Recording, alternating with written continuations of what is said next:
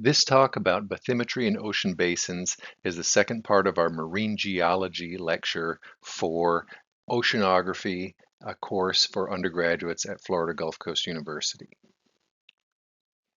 First, let's start with a definition. Bathymetry is the underwater topography or the 3D shape of the submerged portion of Earth's surface. So basically, if it's topography underwater, we call it bathymetry. The bathymetric features are similar to topographic features of the land, including mountains, valleys, plains, and hills, although there are different geological reasons for the underwater shapes that we see. Figuring out what shape the seafloor took is not as easy as you might think, and this was particularly true prior to the advanced technologies that we use for mapping the seafloor. If the water is very shallow, you can look through and see the ups and downs on the bottom, but for any deeper water, which is the vast majority of the ocean, you need to have some sort of remote sensing capabilities.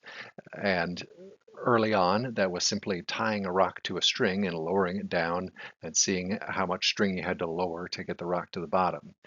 More advanced rocks on strings were invented later with heavy lead weights attached to a strong, thin line. And that technology in the 19th century was used to map deeper parts of the seabed than had been mapped before.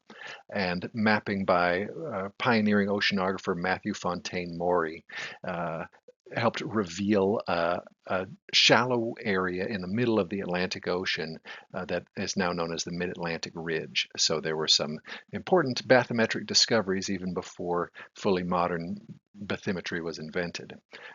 Modern bathymetry is based mostly on echo sounding or sonar. And this is sort of a sound-based technology where a sound is generated from a vessel, and the echo from that sound coming back to a sensor on the vessel is used to interpret the distance from the sound producing device to the seabed. And the first bathymetric survey using echo sounding was by a German vessel in the 1920s. Since then, the technology's obviously advanced. Uh, Still, the basic echo sounding bathymetric survey method is single beam bathymetry, where a single sound wave is directed at the bottom. And this type of technology is available even to the public in the form of a depth sounder or fish finder that private citizens can get for their boats. But of course, the technologies used by oceanographic researchers on ocean-going vessels are much more powerful. Um, When bathymetric surveys were done systematically across the world's oceans in the 20th century, so much data were generated that they were then used to create these detailed maps, sort of synthesizing all the information on the ups and downs of the seafloor. And it was once these maps were revealed and the interesting patterns were visualized that people really became intrigued about the odd bathymetry of the oceans. This map was drawn in the 1950s based on an interpretation of all the data, which would have just been numbers indicating depths at different latitudes and longitudes. But when the picture was revealed, it was astounding and evidenced the geological processes that we recently talked about in the plate tectonics lecture. For example, the mid-ocean ridge of the Atlantic is the prominent feature in this bathymetric map drawn by Marie Tharp and Bruce Heezen in the 1950s. So it's easier to map the seafloor now than it was in the 1950s because in addition to single beam bathymetric surveying technology, we have what we call multi-beam bathymetry, where a boat will have up to over 100 sonar beams that sort of spread out in a triangle. And that can just in one sweep map some of the contours of the seabed. Another technique that is not as um, detailed but still useful for interpreting bathymetry is satellite altimetry. One of the main uses of satellite altimetry is monitoring the elevation of the sea surface, so the elevation of the water surface, which can be used to monitor tides, uh, monitor tsunamis, uh, and monitor anything that might cause a disturbance in the elevation of the sea surface. But one of the things that can cause a disturbance in the elevation of the sea surface, or variation in the elevation of the sea surface, is, believe it or not, variation in gravity caused by underwater landforms. So gravity is not perfectly uniform on the Earth. Earth is not perfectly round, and where the Earth is thicker, basically where there are mountains or underwater mountains, uh, there's a little bit more gravity, and that actually attracts mounds of water atop the underwater bathymetric features. So the surface elevation of the water actually somewhat matches the elevation of seafloor features. And if you don't have bathymetric data, other bathymetric data available, the satellite altimetry of sea surface elevation can actually be a decent indicator of the seabed features. This figure is from a paper where both traditional sonar-based bathymetric soundings and the satellite altimetry method were used to interpret the shape of the seafloor in part of the Arctic Ocean that had hitherto been poorly mapped. Another use for the satellite altimetry data is sensing the sea surface elevation when there's a tsunami. And this image here is from the Banda Aceh tsunami, a terrible tsunami in Indonesia a few decades ago. And the satellite altimeter that passed over the tsunami wave was able to detect the tsunami wave as it was propagating, and that satellite altimetry data was cross-referenced to modeled data of the sort of path and propagation of the tsunami wave, and that comparison was used to improve subsequent models of how tsunami waves would propagate through the ocean.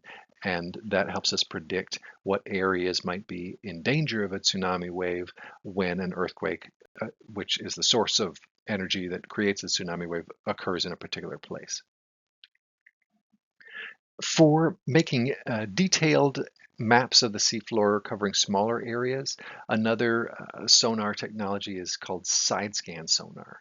Uh, the side scan sonar device needs to be relatively close to the seabed to work effectively. So if the water's deep, the side scanning device is often towed near the bottom with beams reaching out to either side of the device. And the types of images that come back from side scan sonar look a lot like someone was uh, shining a light to either side of the path of the sensor, illuminating the features from the side. So you see these sort of interestingly lit and shadowed features on the seafloor. This is really good if you want to see a detailed texture of the seafloor, like if the bottom is sandy or rocky, or if you're looking for shipwrecks. Another application of side scan sonar in oceanography is mapping underwater life. It can even be used in shallow waters to map seagrass beds or seaweed beds. These images here are from seagrass or seaweed beds in Southwest Florida survey. Likewise, these side scan sonar images are also from a survey in Southwest Florida, and the bright white that you see on the right-hand side of the screen is what an oyster reef clump of many, many oysters growing together and piled up on top of each other looks like on a side scan sonar image. Another technology that's sometimes used and can be really powerful near shore along coastlines and in shallow, clear waters is LIDAR, which stands for light detection and ranging. So LIDAR is kind of the go-to technology for mapping topography on land, and it can work in the water too. It just is affected by water clarity and is sort of limited to the sort of shallow, clear waters.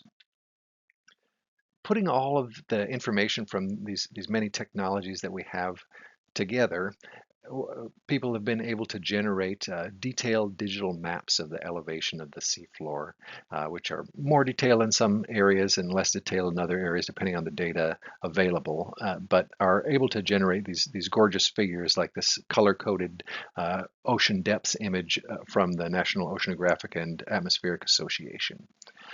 One of the things that you might notice looking at this figure is that there's really kind of a break between the typical depth of the ocean, which is mostly deep, and the typical depth of the sort of edges of the ocean, which are these kind of extensions of the continent, which are much shallower than the typical depth of the deep ocean basins. So the oceans don't have a smooth depth transition from land to the middle of the ocean. There's really kind of a break between these two provinces of the seafloor, the ones that are basically an extension of the continent, and the provinces of the seafloor that are truly their own thing, the deep ocean basins. And that sort of two-part division of the types of seafloor shows up in this histogram. This histogram shows, it's generated basically by putting all the data on surface elevations of the Earth, so basically the depth of the seafloor or the elevation of the land, uh, together and sort of plotting the frequency or commonality of particular elevations. And you'll notice it's not just like one nice bell curve with most of the Earth being some average elevation, nor is it sort of evenly distributed from the highest to the lowest elevations. There's really a distinct bimodal distribution, meaning that there's sort of two common elevations for the Earth's surface. Either you're on land on a continent and you have sort of this mean elevation of 840 meters, 0.84 kilometers, or you are on the seafloor and the typical elevation there is negative 3.8 kilometers or 3,800 meters deep. And there are transition zones, but they're relatively narrow. So this graph shows this kind of the geological cross-section to explain why we have this sort of two-part system on Earth, where we've got this sort of ground that lies high because it's the continental crust, which we learned in the last lecture. We're discussing the concept of isostasy, sort of floats higher on the mantle and has a higher mean surface elevation. And then we've got these sort of deep ocean basins over the dense, thin oceanic crust, which sits lower in as it floats on the mantle. So that kind of explains the discrepancy between these two types. And the seafloor includes parts of the continent that are submerged underwater, the edges of the continent, which we call continental margin, as well as the deep ocean seafloor atop the oceanic crustal plates. One important difference between the continental margins and the deep ocean basins is that the underlying rock in the continental margins is granite, and the underlying rock in the deep ocean basins is basalt.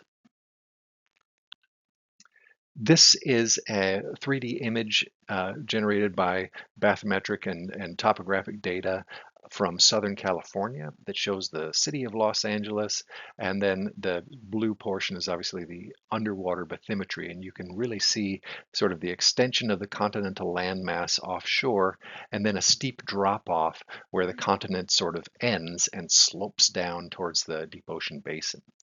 We call this sort of transitional region the continental margin. So it includes the continental shelf, which is the sort of flat extension of the continent under the sea, the slope, which is the steeply sloping bank, and then the rise, which is sort of the where you level out onto the deep ocean basin. There are different types of continental margins, and continental margins in different parts of the world look quite different.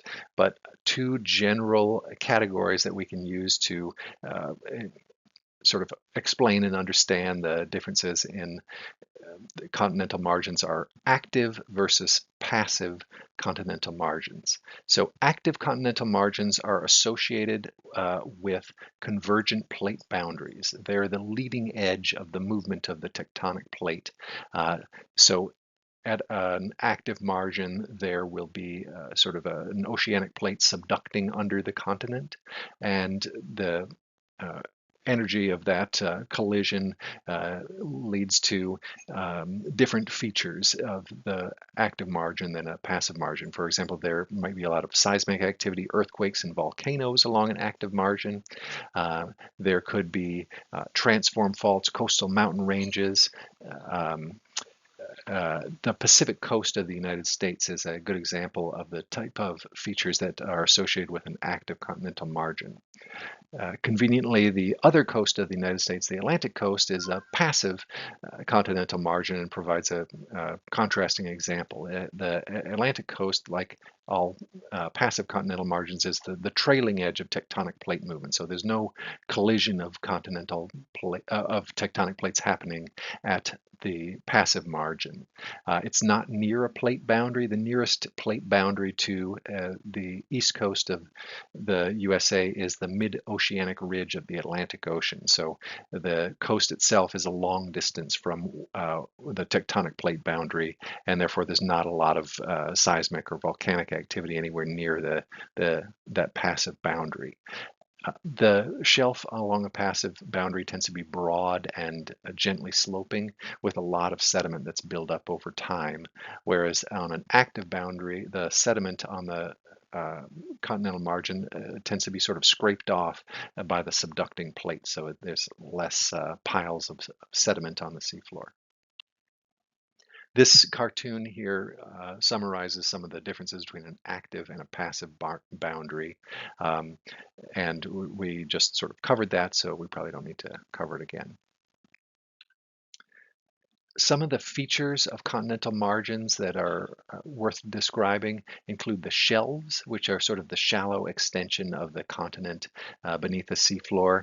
And then where the shelf ends, you have what they call a shelf break, and that's the transition from the shelf to the slope. The slope generally has a steeper slope, as the name implies, steeper than the shelf. And it's sort of the transition between the continent and the deep ocean seafloor. The continental rise is at the base of the slope, and it's the part of the deep ocean floor that's covered still with sediment that's eroded off of the continent.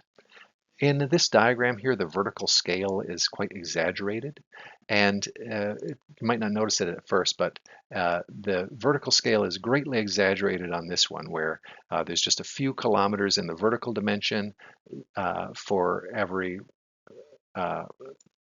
100 kilometers in the horizontal dimension. So the continental shelf slope and rise are not actually as steep as they appear in this diagram. Even this lower diagram, which has a less vertical exaggeration, is still vertically exaggerated. So these features are important, but more subtle than they appear in the diagrams. A little more about continental shelves. One thing that's important to remember is that because they are an extension of continent, beneath the sediments you will find granite crust. The sediments tend to be really thick on continental shelves because of erosion from the continents, and that can be brought in by rivers. So particularly in areas where a big river like the Mississippi or the Amazon pours out onto the continental shelf, there can be really, really extensive kilometers thick layers of sediment and sedimentary rocks. Sea level changes, which happen, for example, when we go into and out of glacial periods, greatly affect the patterns of deposition of sediments onto continental shelves, and they can really change the outline of the continents, as what is now sea floor would be exposed to the atmosphere if sea level was lower, such as it was during the last glacial maximum. Likewise, during warmer periods when sea level is higher due to thermal expansion of the ocean and melting of continental ice sheets, much larger areas of the continents are inundated and the continental shelves are broader. An additional feature of some continental shelves is coral reef formation, which can contribute to this structure called carbonate shelves. So reef forming organisms like corals and other organisms that leave calcium carbonate deposits behind from their shells and skeletons can contribute over time to like a large buildup of carbonate sediments. Limestone is another name for carbonate sediments on some shelves of the world, particularly tropical shelves. And those carbonate shelves have sort of unique geology and features and are important in the Caribbean and Florida. Florida's shelves are impressive in many ways. One neat thing about Florida's continental shelf on the Gulf of Mexico side of Florida is that it is exceptionally broad. It's a very gradually sloping shelf, so one would have to take a boat for over 200 kilometers west from the coast of Gulf Coast of Florida to reach the shelf break and the continental slope. Whereas if you were on the east coast of Florida, particularly if you were in South Florida near Miami, you could drive your boat for just a few minutes and you'd be at the shelf break. There's a little complexity to the continental shelf on the east coast of Florida, however, because the transition from shelf to slope on the east coast of Florida is sort of complicated, and the slope is kind of what we call a terraced slope. So instead of being a straightforward steep slope from the shallow shelf to the deep ocean basin, the transition is a little bit more gradual, and there's this feature called the Blake Plateau that's a moderately deep, about 500-meter deep feature that extends quite a ways away offshore from the shallow part of the shelf on the east coast of Florida. So interesting complexity there. Another complexity is the sort of proximity of the east coast of Florida to the shallow carbonate shelf of the Bahama Banks. So the geology of that region is really interesting. One of the features that has sort of sculpted the east coast of Florida over time is the Gulf Stream, a strong current that wraps around Florida from the Gulf of Mexico and then turns north around the peninsula. And that has scoured many sediments away from the shelf and is probably important to the formation of the Blake Plateau and some of the other features in that part of the world. In this map of Florida, you can see the black line that shows sort of the current outline of the state of Florida based on current sea level, but the colored area indicates the prior coastal location approximately of Florida 18,000 years ago. This was at the last glacial maximum when sea level was the lowest that it's been recently. And you can see that the state was twice as wide as it is now. So just a dramatically different coastline than we see today. All right.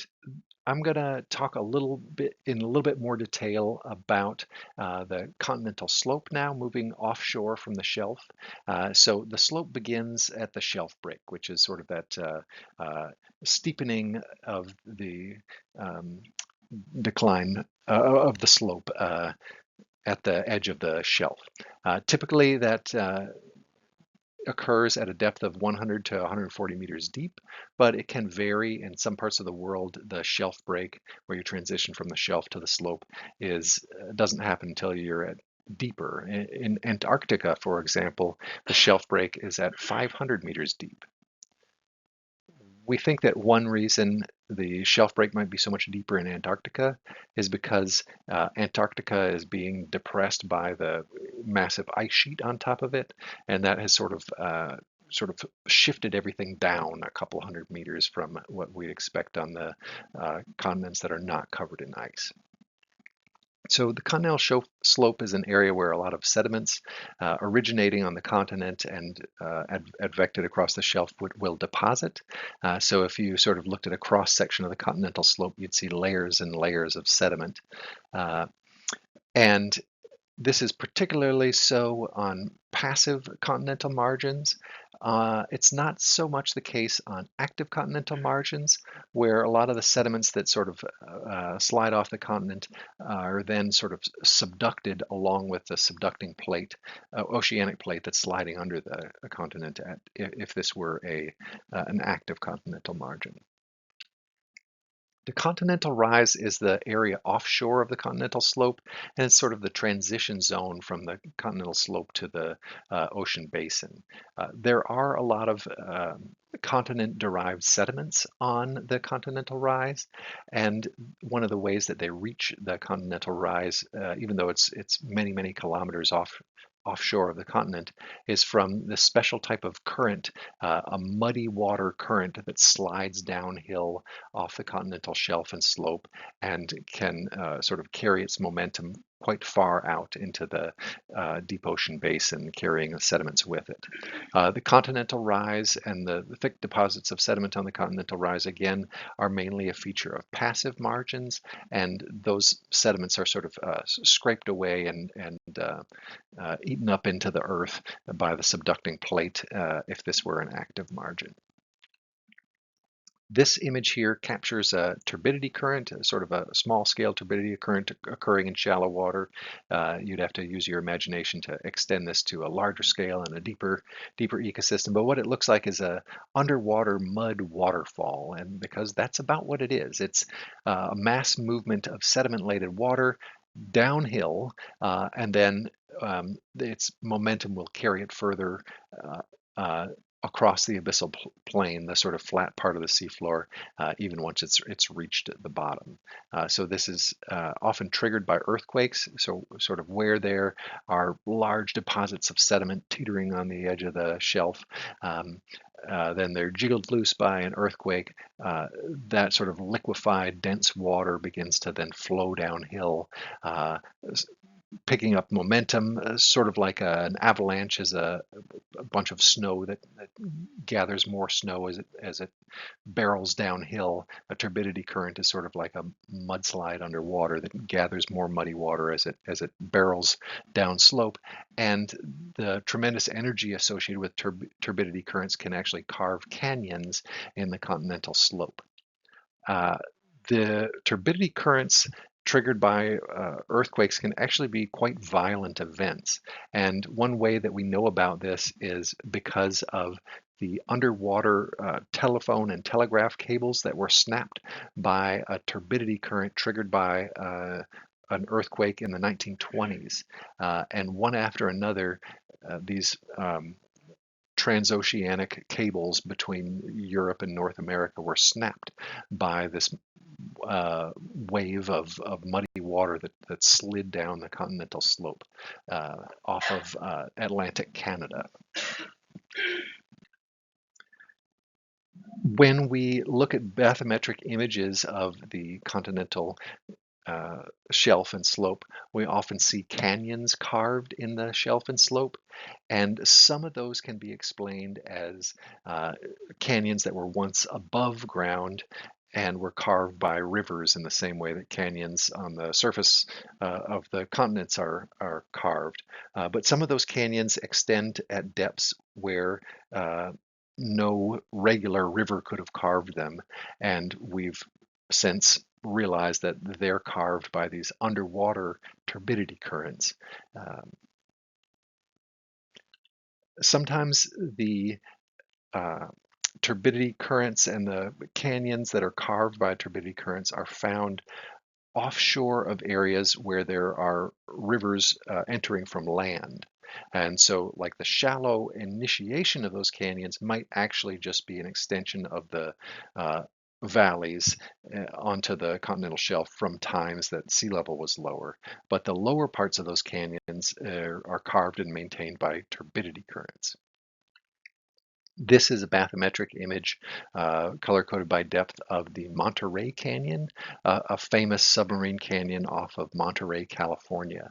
And this one's well studied because it's near the Monterey Bay Aquarium Research Institute, oceanographic institution that has a lot of submersibles and high technology instruments for mapping the seafloor features and underwater life. And one of the images shown on this slide is the superposition of the topography of the Grand Canyon with a bathymetry of the Monterey Canyon, showing that the scale of the Monterey Canyon is proportional, is equal to the scale and majesty of the Grand Canyon. We just don't see it because it's underneath the sea. All right, we are moving now from the continental margins to the true deep ocean basins. And I'm starting out with this schematic which shows sort of the evolution over time of an ocean basin from when it first begins to form from divergent plate boundary that forms within a continent in this case. So initially, before it's even an ocean, it's a rift in a continent formed from tectonic divergence.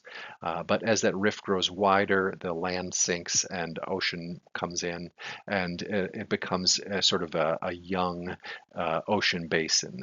Some examples are given here of real features of the Earth that would fit in this category. And for the young ocean basin, the Red Sea in the Middle East, or the Gulf of California between Baja, Mexico, and mainland Mexico, are examples of these sort of young ocean basins.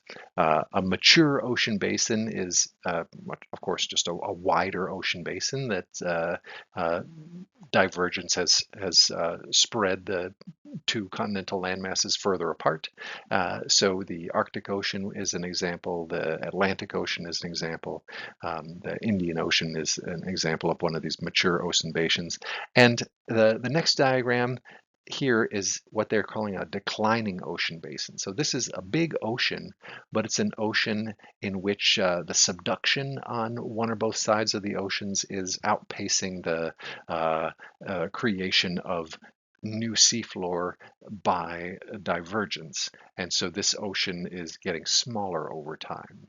And then the final kind of saddest type of ocean is what they call a terminal ocean, where there's subduction occurring, but there's no new ocean floor being created at all to counterbalance the loss of seafloor by subduction. So this is basically an ocean basin that's closing, and in another several million years there might not be much left of the Mediterranean Ocean, Mediterranean Sea.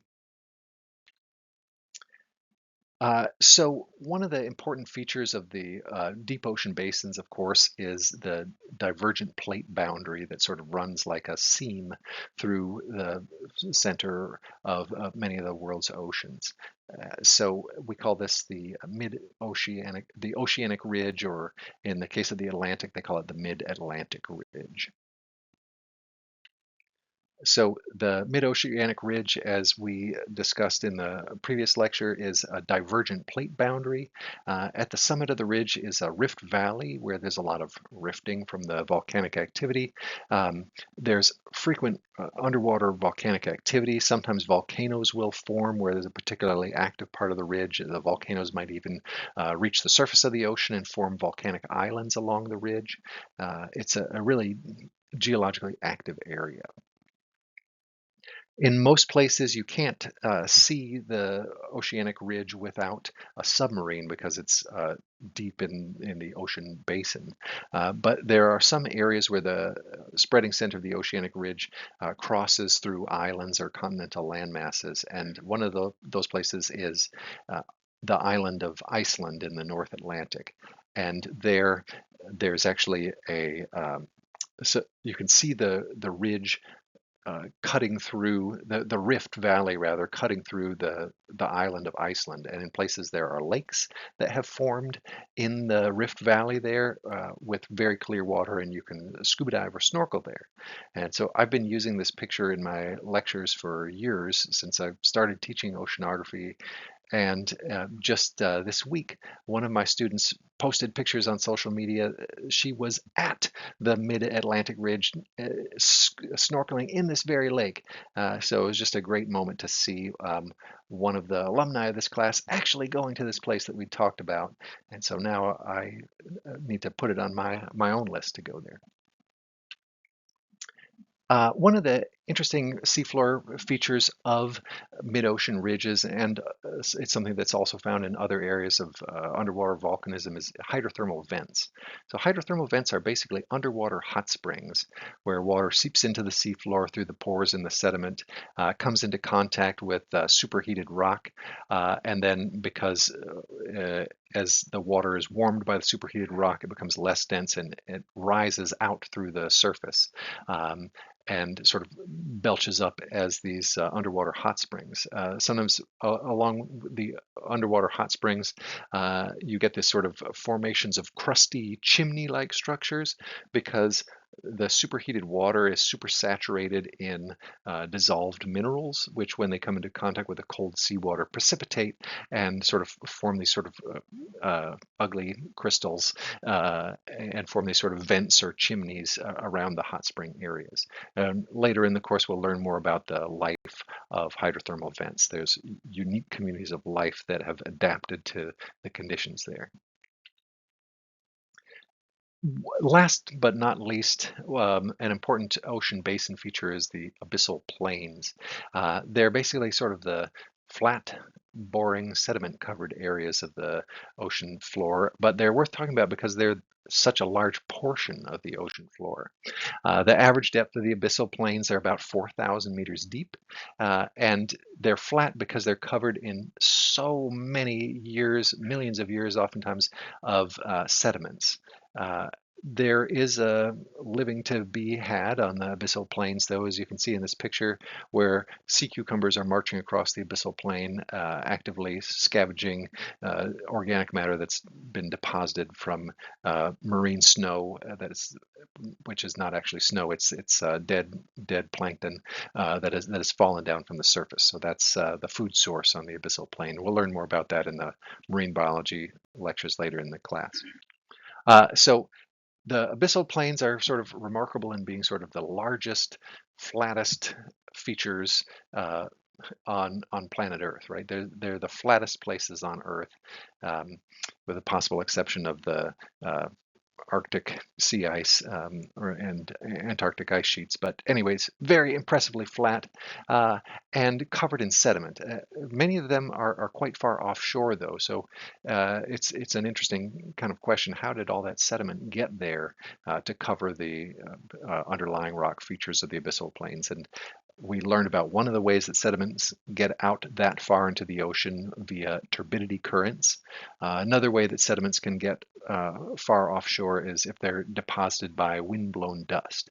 And that type of sediment doesn't accumulate very fast, but when you're talking about timescales of tens of millions of years, it does build up. Abyssal plains and their thick coatings of sediment are especially noticeable in oceans where there are sort of passive continental margins, older areas of the ocean where the sediments have accumulated longer. Where there are active margins on the continents bordering the ocean, subduction at those active margins basically takes the sediments of the abyssal plain with it as it subducts into the earth. And so you don't have such deep deposits of sediment and so many mud-covered plains in oceans like the Pacific, which are rimmed with subduction zones, in contrast with ocean bordered by passive continental margins like the Atlantic. The abyssal plains are not totally flat. There are some ups and downs, little bumps on the abyssal plains. And generally those are sort of like, imagine a heavy snowfall over a yard that had a lot of trash in it. You'd still see some little bumps where you left your toys out. I'm not sure how relatable this example is to Floridians, but use your imagination. So that's sort of what abyssal hills are like. And the bumps are larger than children's toys. They can be up to 200 meters high, but they're certainly not mountains. And these bumps can be sort of like little volcanoes that were associated with the ridge axis and then were sort of moved away by the divergence of the seafloor, or they could be sort of slabs of newly formed crust that sank or rose just to create a little up and down topography of the seafloor. There are larger bumps on the ocean basin seafloor as well, and we call those larger bumps seamounts and guyats. Basically, all guyats are seamounts, but not all seamounts are guyats. Guyats are specifically flat-topped seamounts, and these start as volcanoes, usually formed near the mid-ocean ridge, and they may protrude above the surface for a while around the ridge, but then generally due to isostatic subsidence and erosion, or a combination of the two, they become submerged as they move further away from the ridge axis over millions of years. So seamounts specifically have a conical shape. They've never reached the surface, so there haven't been such strong erosional forces to sort of wear them down and give them a flat top like a guyot. And they're numerous in the ocean. There's over 10,000 seamounts in the Pacific, and they can be real hotspots for the productivity and diversity of life. One of the reasons that they may have productive and diverse life is because although they don't reach the surface, they get close enough to the surface that they can affect the currents, and they can create upwellings of nutrients that increase biological productivity of the waters around the seamounts. Also, they sort of serve as sort of islands, perhaps isolated from other shallow water areas by thousands of kilometers. And the shallow water life that develops on the top of a seamount might have unique species that are not found in other parts of the ocean. And that contributes to their biodiversity and uniqueness. Guyats, as mentioned earlier, they're just sort of a flat-topped seamount. And the thing that can give them a flat top is having protruded from the surface or gotten near the surface at some point, allowing for erosion by waves to sort of dull the pointy tip of the island. Okay, another type of underwater mountain feature, which sometimes protrudes above the water, is called an island arc. And while the seamounts and guyats that we were talking about were associated with a divergent plate boundary, volcanoes around the mid-ocean ridge. The island arcs are associated with subduction zones, convergent plate boundaries, and they're formed from the type of volcanism that we talked about in the previous lecture, where the subducting plate melts and then low density lava burbles through the crust to the surface and comes out as um, uh, volcanic deposits that form islands that sort of form an arc parallel to the line of the subduction zone. So usually where there's a line of volcanic islands on the opposite side of the subduction zone, on the other side there'll be a trench where the subduction is actually happening. So the trench is where the plate is subducting, and the island arc is where the melted plate is burbling up through the surface. So a great example of this kind of island arc is the Windward Islands of the Caribbean, where the Caribbean plate is where the Atlantic plate is subducting under the Caribbean plate. I mentioned that where subduction happens, you not only have island arcs, you also have trenches.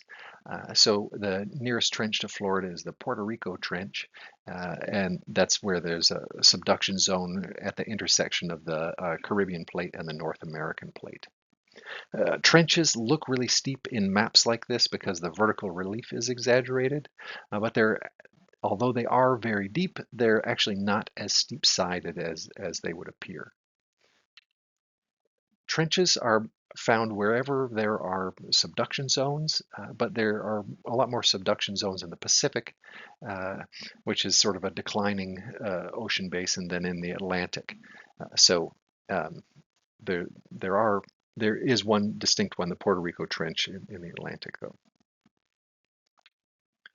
I just wanted to say something about, how impressive the depth of some of these trenches is. The deepest trench in the world, and which is the deepest point in the ocean, is over 11,000 meters deep. It's called the Challenger Deep, and it's a portion of the Mariana Trench, which is near the island of Guam in the Pacific. And so this trench is deeper significantly than Mount Everest is tall. And in the upper diagram here, the vertical scale is exaggerated. So again, this is not actually as steep as it looks.